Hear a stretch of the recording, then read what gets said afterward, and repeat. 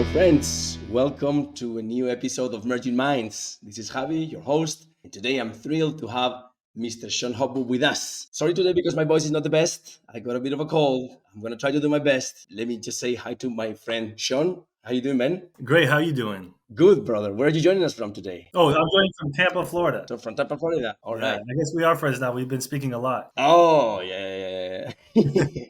So, Sean is a friend of mine from the industry. He's a lover of languages and education and progress and positivity and peace. He's a polyglot. Sean speaks English, Spanish, French, Arabic, German, Hebrew, and Portuguese. Obrigado. With several languages Obrigado. with, with De fluency, nada. right? For those who know the localization industry, Sean is the president of Date Translations, which is a professional documentation translation company dedicated to providing the most accurate translations on the planet. That's so good, right, Sean? Yes.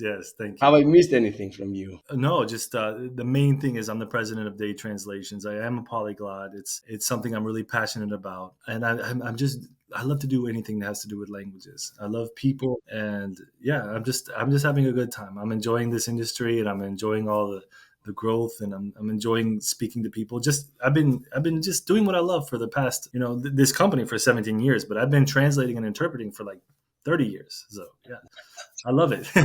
How did you stumble upon this industry, man? Because we all, like those who follow us, know that I studied law. I'm a lawyer. Somebody that has been here was an economist or whatever, and they just ran into this industry by chance. So, what's your story on this, man? It's interesting. Well, I was an interpreter at a hospital, and I was an interpreter at a law firm, and I was I was in charge of this organization at my university called Enlace, where we were in charge of helping immigrants from Mexico mostly get into the United States and get a college degree. So I was always working with languages, but one day I was just like, I wanted to start my own business, and I decided to make my own website, and I knew a little bit about marketing and stuff. So I made my own website 17 years ago, and it just shot up the Google rankings immediately. Wow. And it was crazy. And like I started getting calls from like Poland, Israel, the Emirates, of course, United States,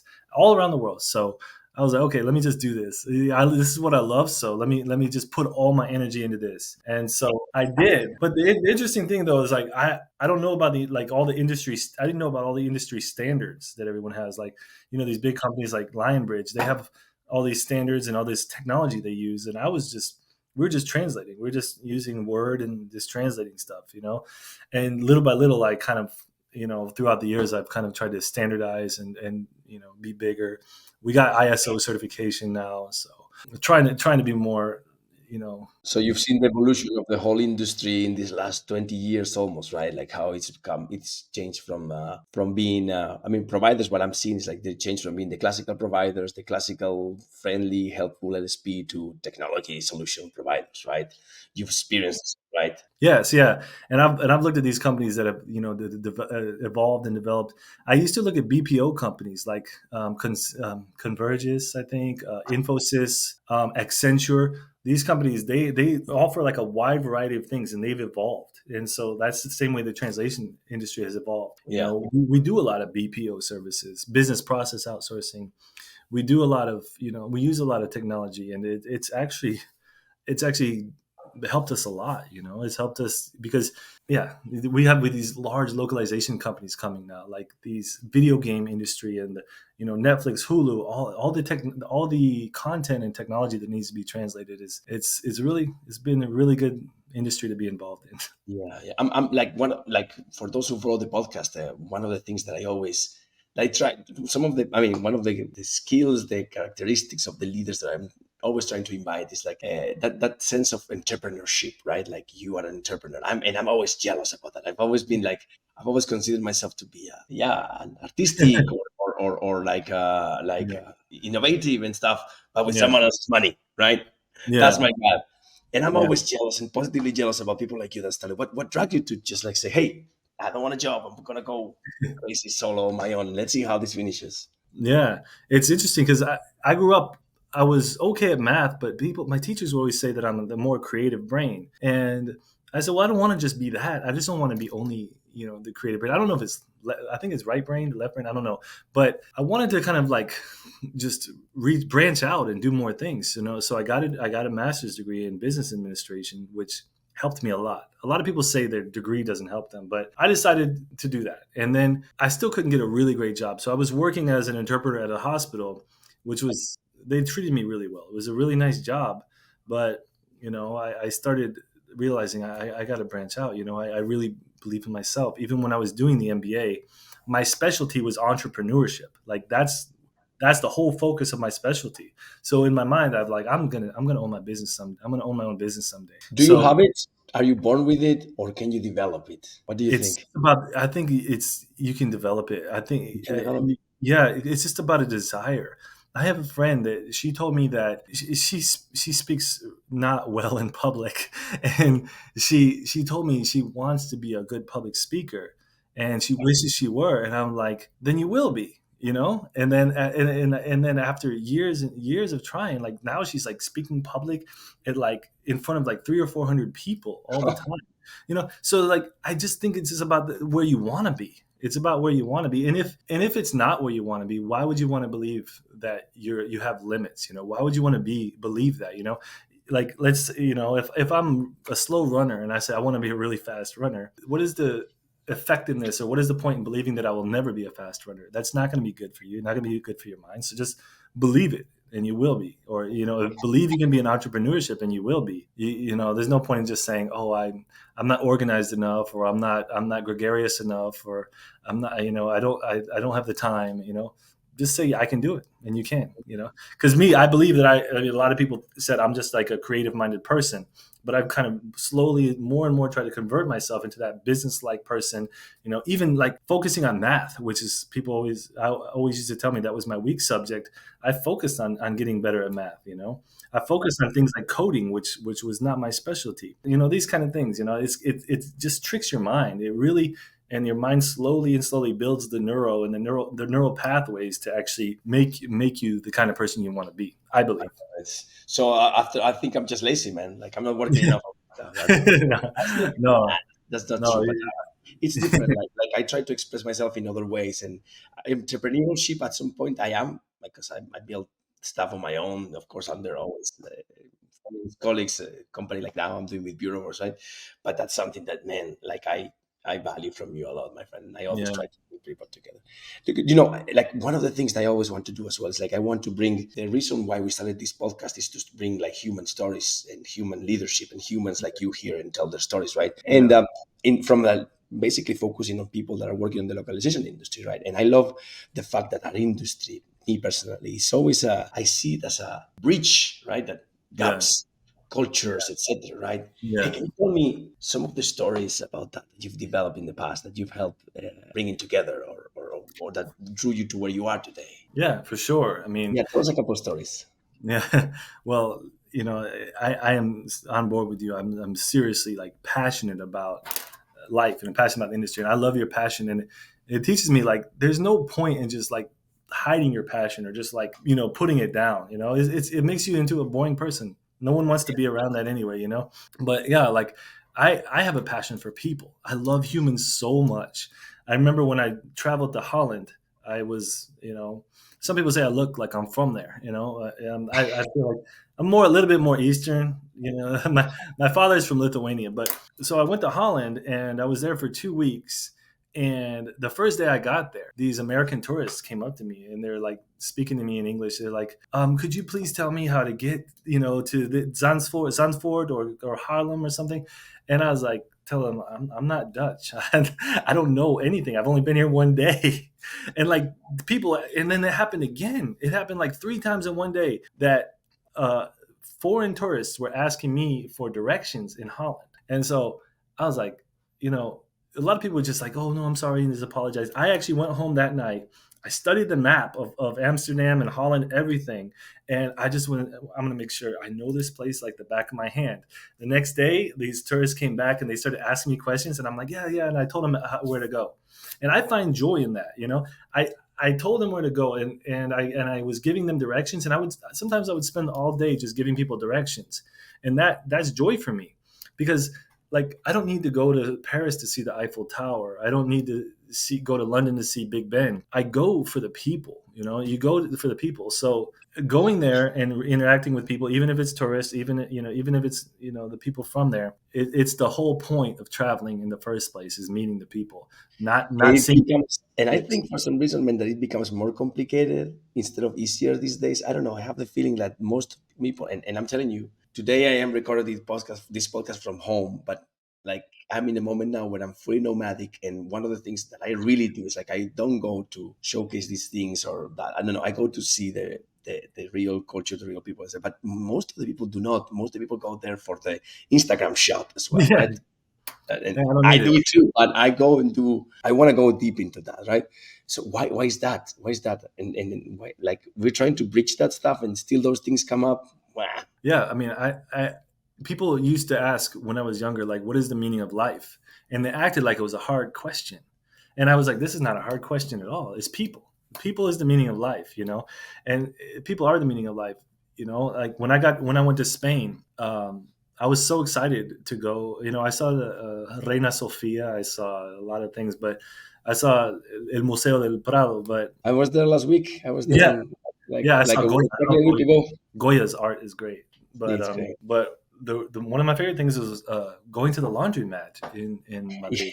Yeah. I went to the laundromat and I just sat there and I spoke to local people and everything, and we just had a great conversation, and having we had a beer, but it was like beer they mixed with some Coke.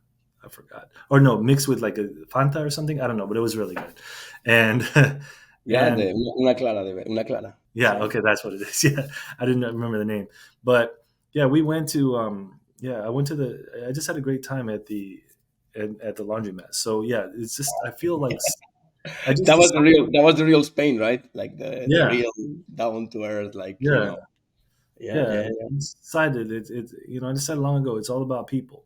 yeah, the real life of the place, the real part that doesn't go on Instagram, right? And Yeah. but regardless, I see that you often use social media, and I see you posting frequently on LinkedIn, right? There was I noticed one of your posts like not long ago, and I tried to bring them up because they catch my attention. And you read and you try to learn, right? And you shared something interesting about how good leaders can become better leaders by knowing and observing the employees, right? Love Mm. languages Oh in yeah. conversations, yeah. Tell me a little bit about that. Like, what is your take on that? Yeah, well, I'm constantly trying to improve myself. And I read about the love languages, some people like physical touch, some people like presence and stuff like that.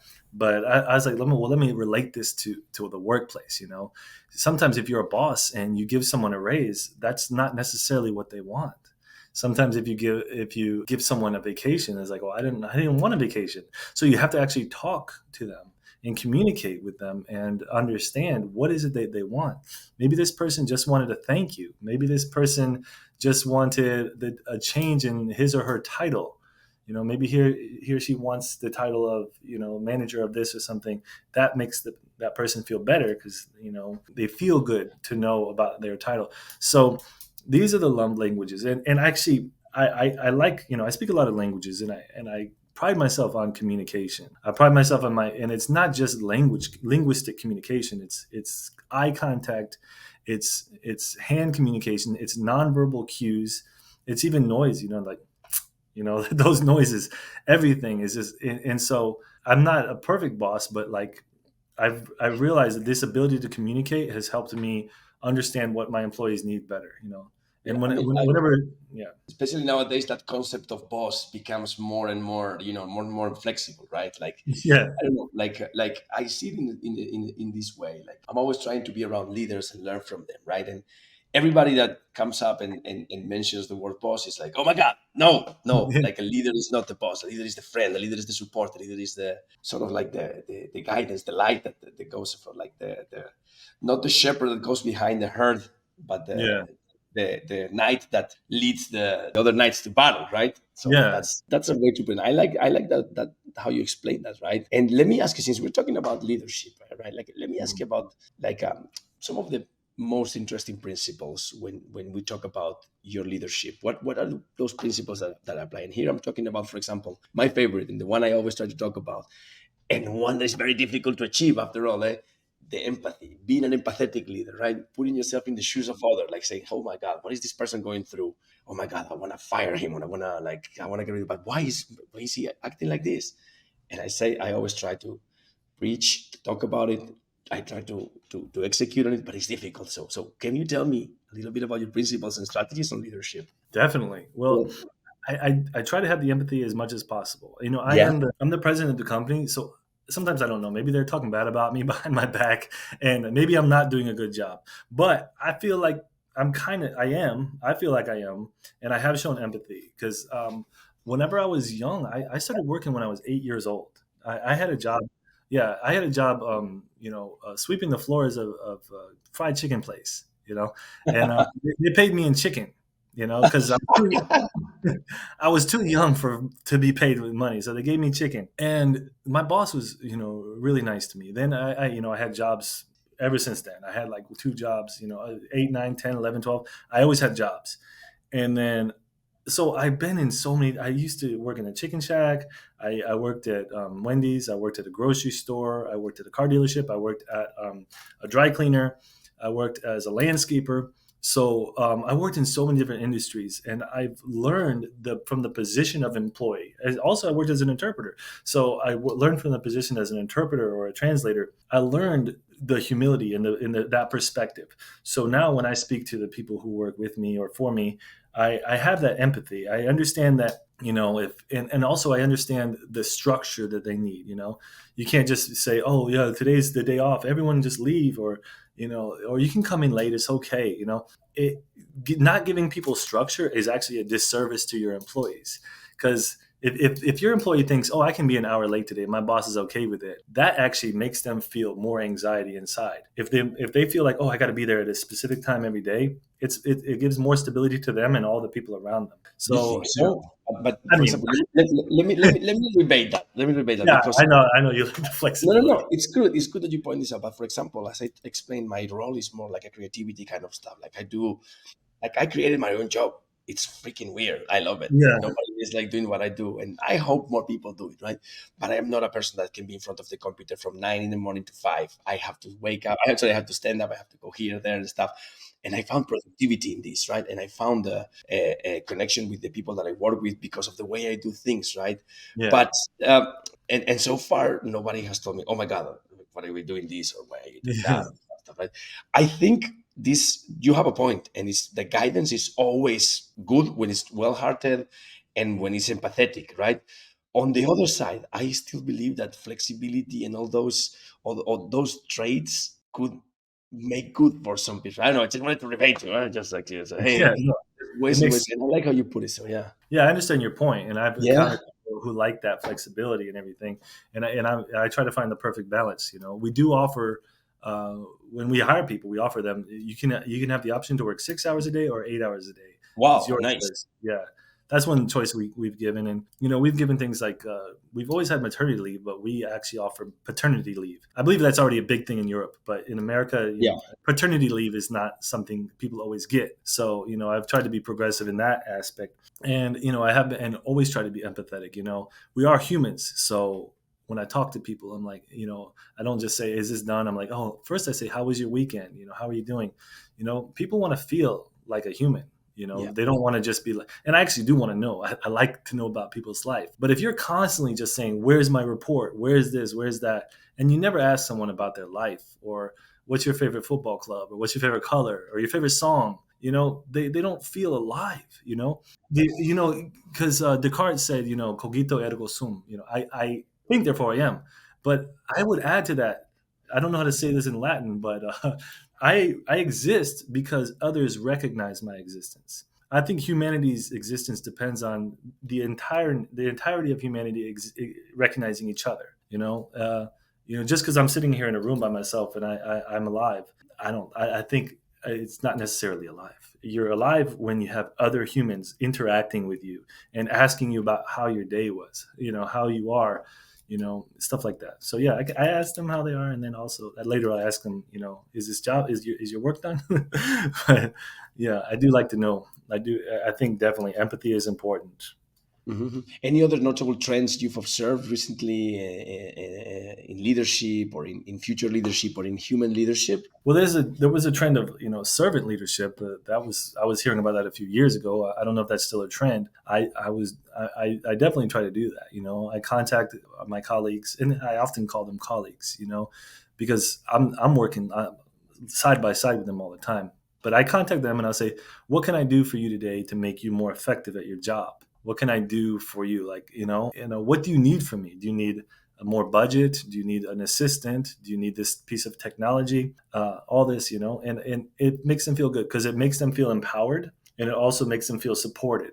And that's another thing I learned when I first started my company. I was all by myself, and then I hired two people to work with me, and my stress levels went down like so much because just the fact that I know someone else is there, going through it with me and helping me is really good. Sometimes I'll just tell my employees, "Hey, I'm here, and we're here for you."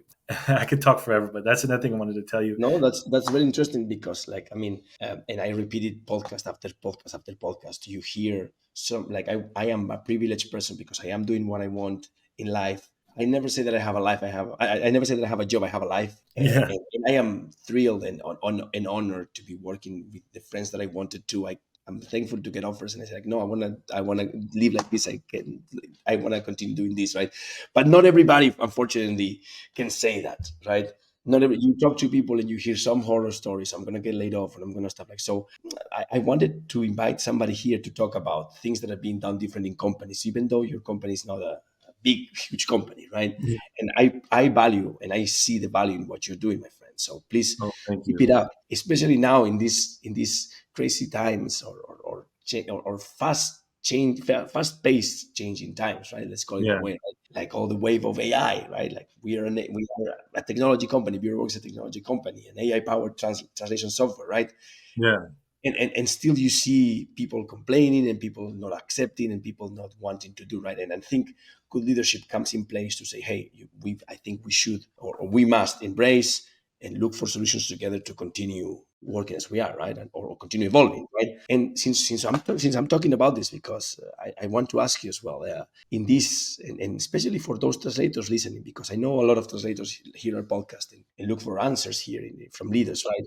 So in this world that I just mentioned, in a world that is fast-paced change, in which companies are starting not to offer translations, not to offer this, but AI-driven solutions, right? Do you still see the value of the human translator? Do you see it decreasing, increasing? What do you think about that? Well, I like well, first of all, like the first thing I do is, I try to make everyone adapt the AI is and adopt the AI as much as possible. We have noticed pretty good increase, from the past few years, in our work, but it just it's hard to say, how much it is. I've seen, the amount. I use ChatGPT and Gemini and different things every day. I see how much it can do.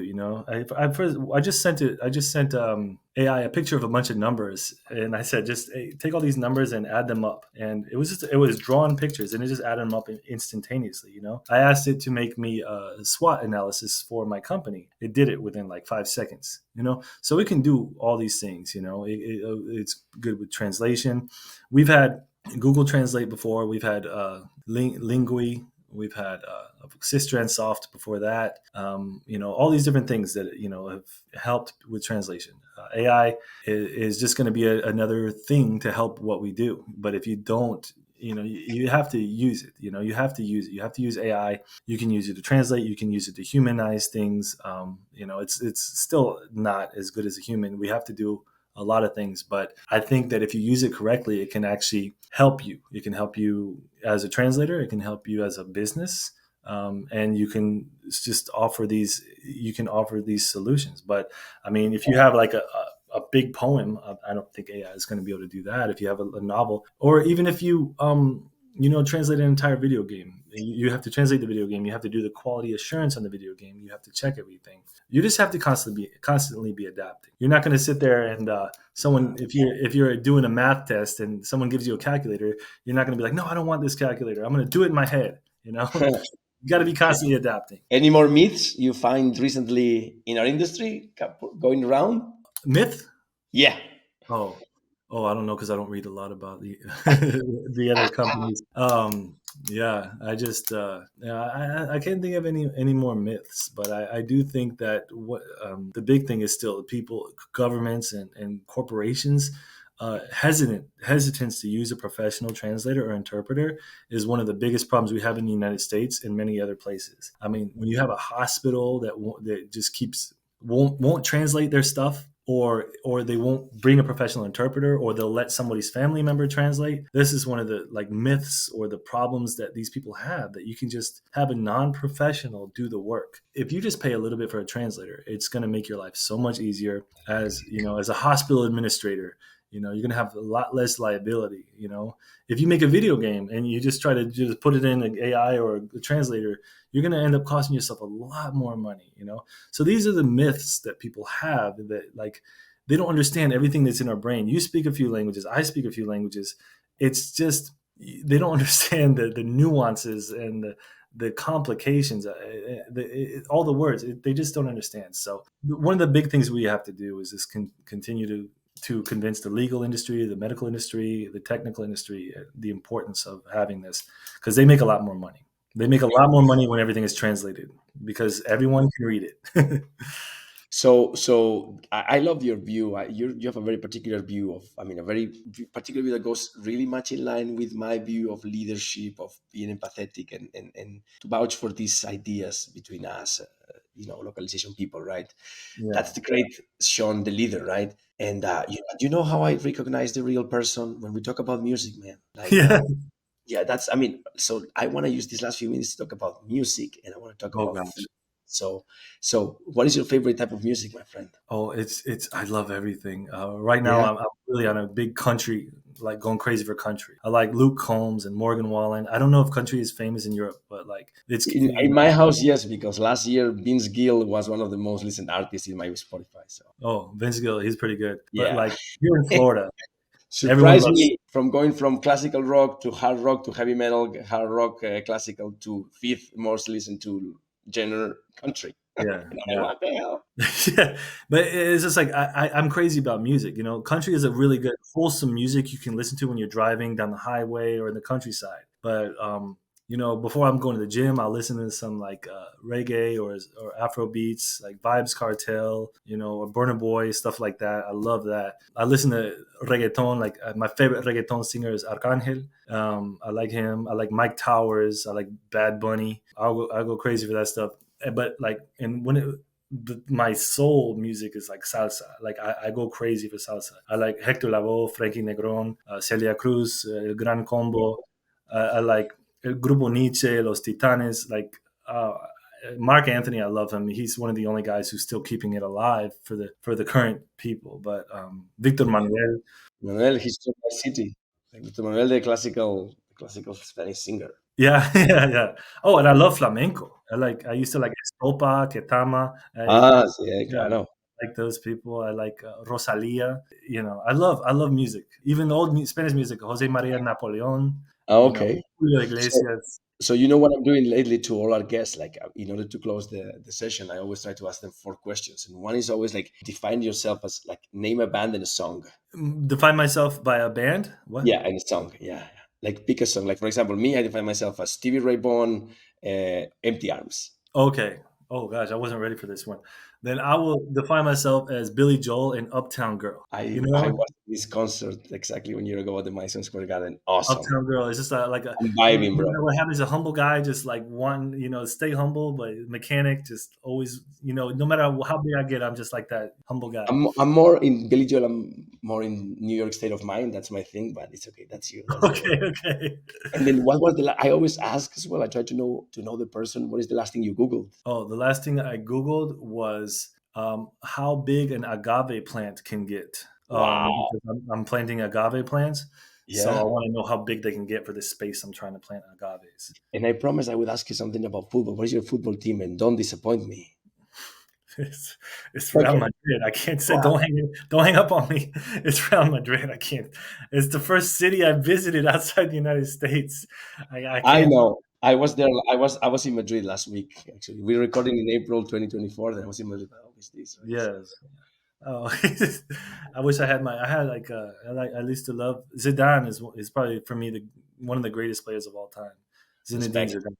respect, Zinedine respect. Zidane. Yeah. Do you often go to soccer games like in the States? I go to some games. I went. I saw. Oh, I call it soccer. I saw. I wrongly called it soccer. I apologize for that. Yeah, soccer. No, football. I went to see Chelsea and Arsenal play in a friendly a few months ago. Well, no, before the season started, and I've seen Atlético Nacional from Colombia play here, and then I went to see Independiente play in Medellin. Mm. Um, but I haven't been to a lot of games, and I haven't seen Messi play. I need to head down to Miami and watch him play. You haven't seen Messi play. You don't know what you missed, man. Yeah. Oh, I saw Ecuador play here in Tampa. I saw Ecuador play against I think somebody. But I love football. I'll watch any game. Yeah. Yeah, Like yeah. once upon a time, I was this close to him. Oh, that's good. Did you talk to, did you call his name? Yeah, yeah, yeah. Like, Yeah, you know, so probably you know I'm a big Barca fan and also so close to our trainer, Xavi. Javi. Oh, okay. Okay. Anyway, but I guess that from being European and living in Europe, it's easier to watch good Yeah. soccer, right? So what's happening with PK? Oh, like let's not talk corruption. Let's not talk Okay. corruption in the podcast, right? Okay. Yeah. But it's it's been like there's a lot of things going on there in the Spanish Football Federation. It's currently it's a mess. They're doing changes, interventions, and stuff like that. So basically, they were doing some businesses with Saudi Arabia, and there's been some irregularities in the payment and all that stuff. So and yeah, so they're investigating Okay. that. It's Okay. and it's I don't know, it's bad. It's one of the things that we should help preaching with languages, right? How to not be so corrupt, right? Yeah. Yeah. Just communicate with each other, I guess. Oh Learn how to yeah, communicate. That's what we are in essence. We're just great communicators. yeah. And the last thing I want to ask you, man, is like because I always try to ask the guests to close their episode with some recommendations and some leadership tips that you could share with those listening. Yeah. Well, one tip I would say is spend a lot of time on LinkedIn. They have great information. Interact with people as much as you can. Go on Facebook if you're really into entrepreneurship or any kind of leadership. Usually, there's a group in your town that or your city that will just meet up and talk about it. Because I think a lot of people that are entrepreneurships feel alone. The entrepreneurs feel alone. They don't have anyone to talk to. You'll talk to your friends and they're like, what is this idea? I don't. This is not interesting to me. So I would say meet up, go on Meetup or LinkedIn or Facebook and meet up with people who have similar ideas to you. And it's very nice and it's very cathartic just to sit there and talk to someone about business, someone who doesn't make you feel like a weirdo for talking about it. So I would definitely do that, of course. I mean, like I thought, as you probably know, I write a lot on LinkedIn, and the other day I was writing precisely about the loneliness of the leader and the loneliness of most people, because the problem is that most people at the end do not network enough, man, and Yeah.